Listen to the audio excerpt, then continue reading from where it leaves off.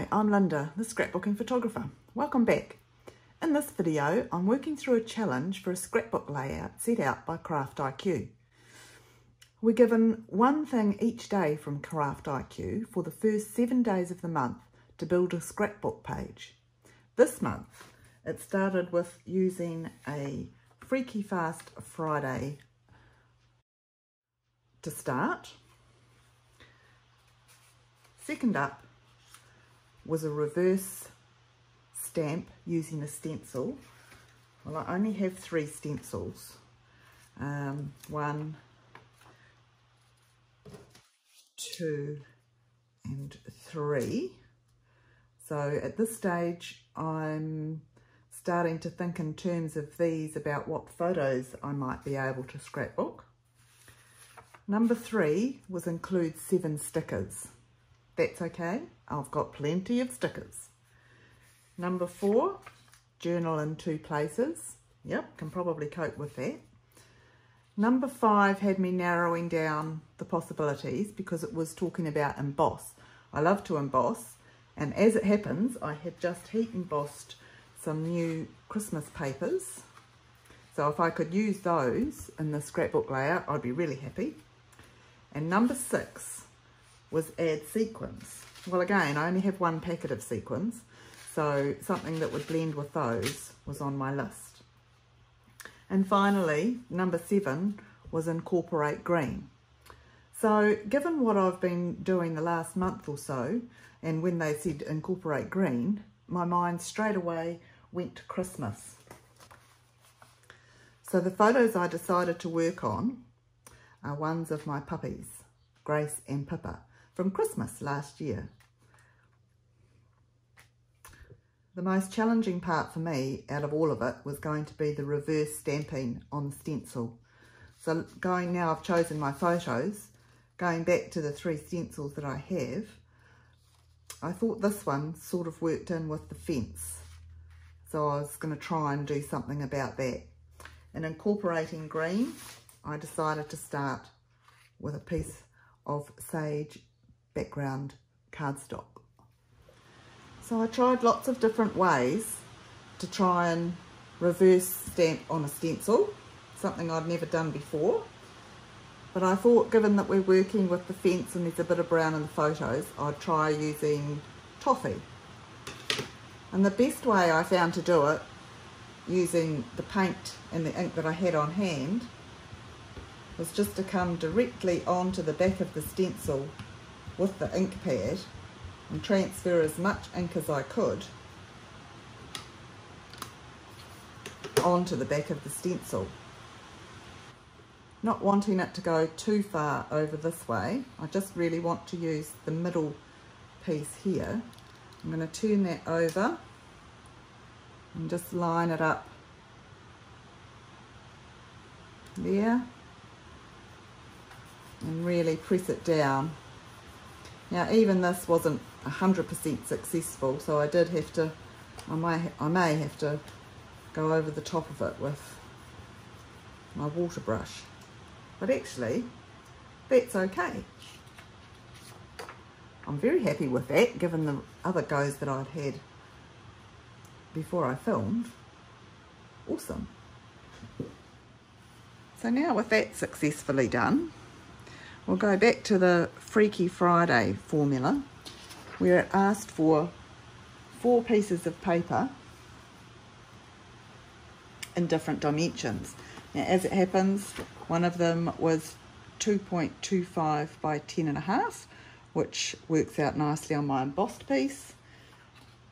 2 by 11, 6.5 by 10.5, and 6 by 8. So those are the papers that I'm using. This one's I made myself, and these 3 from the current Christmas Story range. It was close to my heart. So putting these papers the way I'd like them to work, I think we'll have the mandala coming in that way. Got a little bit of a smudge there, so we'll cover that.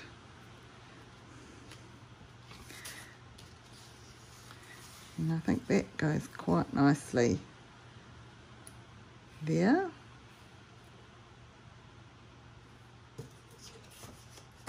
Not sure, it's just a matter of fiddling around until I get them where I want them.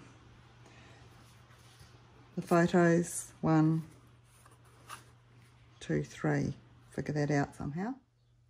So that's going to be my basic layout. And I'm just going to highlight these photos with a bit of background to match them. Okay, so I'm going to bring a little bit more of the toffee coloured paper in to journal. And I think I'm going to journal linking these two together that way. And with a little bit more underneath these guys here. There. And then just to finish it off, a couple of little squares there. So that's going to be my basic layout before I double check and see what else I need to add. So I'll just go away and stick that, make sure everything's nice and straight. Okay, so I've stuck everything down and got it nice and straight. Done my 2 little pieces of journaling about Gracie and Pippa. I'll put a little bit of a heading in there. So as far as the 7 challenges go, I've used the pieces that were asked for in the Fancy Friday Feast. I've reverse stamped using a stencil, which is very cool, I might add, so that's something new I've learned. I've still got to do the 7 stickers. I've journaled in 2 places. I've embossed. I've still got to add sequins, and I've incorporated green. So the next thing is the stickers and the sequins. So for the sequins, I thought it might be quite cool to have a little Christmas decoration here. So that's what I'm going to make next. So I'm going to make a Christmas decoration for our sequins. And our shaker maker comes with a circle for the background and a stitch circle for the foreground. So I'll use that one, and this will help bring a little bit of sage paper back onto the left side of the page as well. So we've got that one, but what I'm going to do is replace the plain circle with one out of the tag packet. So that will give me a little bit of a hanger to make it, hopefully, I haven't tried it yet, so hopefully it'll work and it'll look like a Christmas decoration. So I'm just going to use the sage.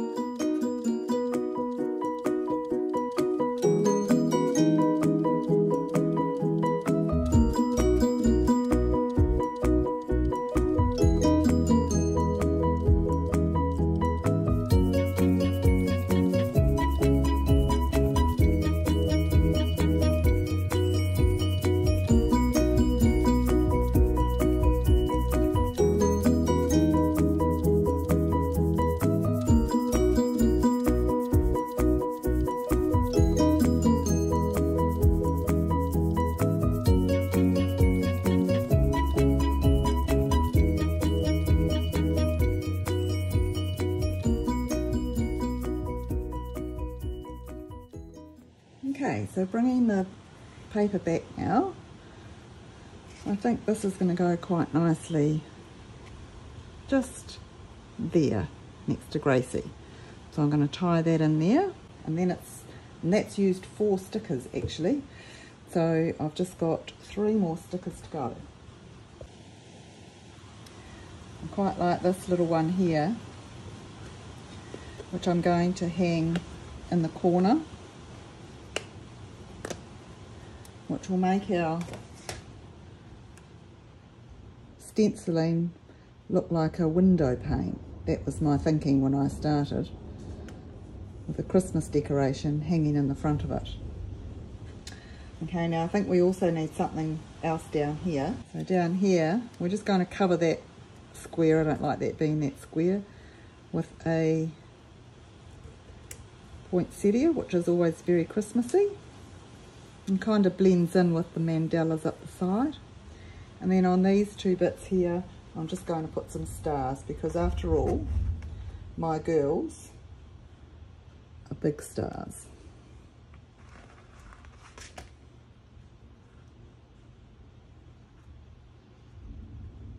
So here's my finished page. Going through the list of 7 things. I cut my background papers according to the Freaky Friday recipe. And I reverse stamped here. I've included 7 stickers, 1, 2, 3, 4, 5, 9 stickers, overachiever. I've journaled in 2 places. I've got my heat embossing here. I've put sequins in my little shaker cartridge. I've incorporated green in several places. And the twist for the month was to hide a dinosaur. Can you see him? Maybe it's a her because he's pink. So the benefit of doing the Craft IQ challenge is that there's things in here I would never think to do on a scrapbook page. For example, using my shaker cartridge, mainly use those on cards. And also I've learnt the reverse stamping with a stencil. So that's actually only the second time I've ever used a stencil. And certainly the first time I've reverse stamped with it. So yeah, if you want to check it out, have a look at their Facebook page, Craft IQ, and we'll see what next month's challenge is. Cheers!